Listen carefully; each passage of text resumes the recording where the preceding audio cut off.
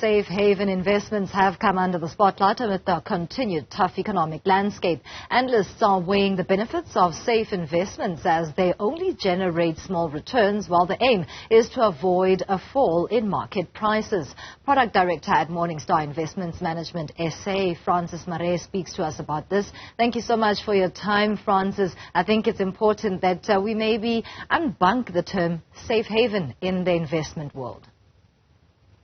Good morning to Misang, and good morning to everybody tuning in.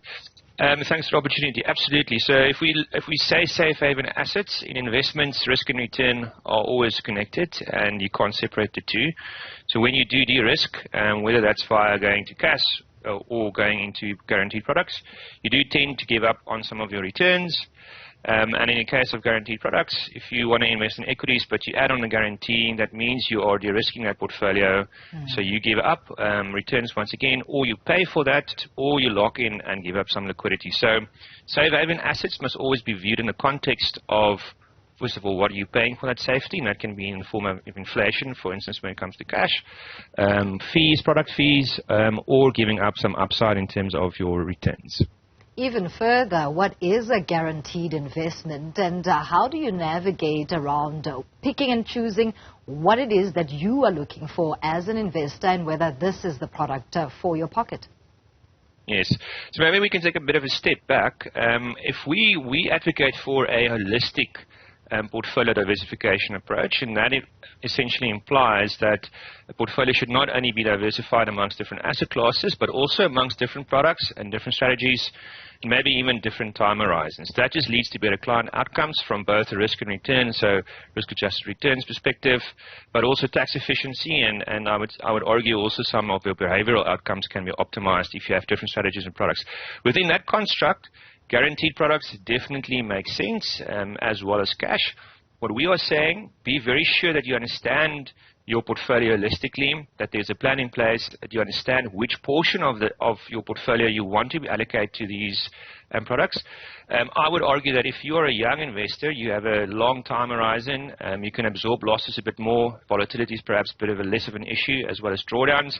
These type of products should probably be less part of your portfolio. If you have sorted out your retirement savings and you are well away on something for your retirement pot, and you have some additional capital, you can allocate a portion of that to guaranteed products. So I would advocate be very clear about your financial plan, obviously in conjunction with your financial intermediary.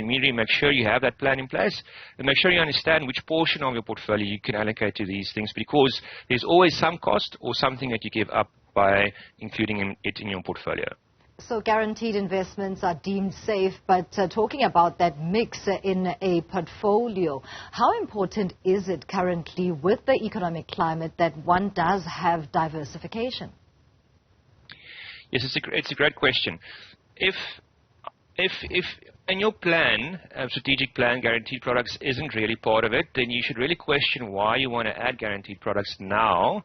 Is it because you are concerned about market volatility or drawdowns? I would say that's probably a dangerous approach. Obviously, there's some benefits to adding it, and as I said, it's important to have a diversified portfolio. So in most of your outcomes you can actually achieve by normal investments without increasing the complexity in your portfolio or raising additional costs. Having said that, there are certainly some instances where guaranteed products do make sense. Probably post-retirement, I think a guaranteed life annuity probably makes a lot of sense for clients that want to hedge some of their non-discretionary monthly income. So there it makes absolutely sense to use a portion of that to hedge those different income streams.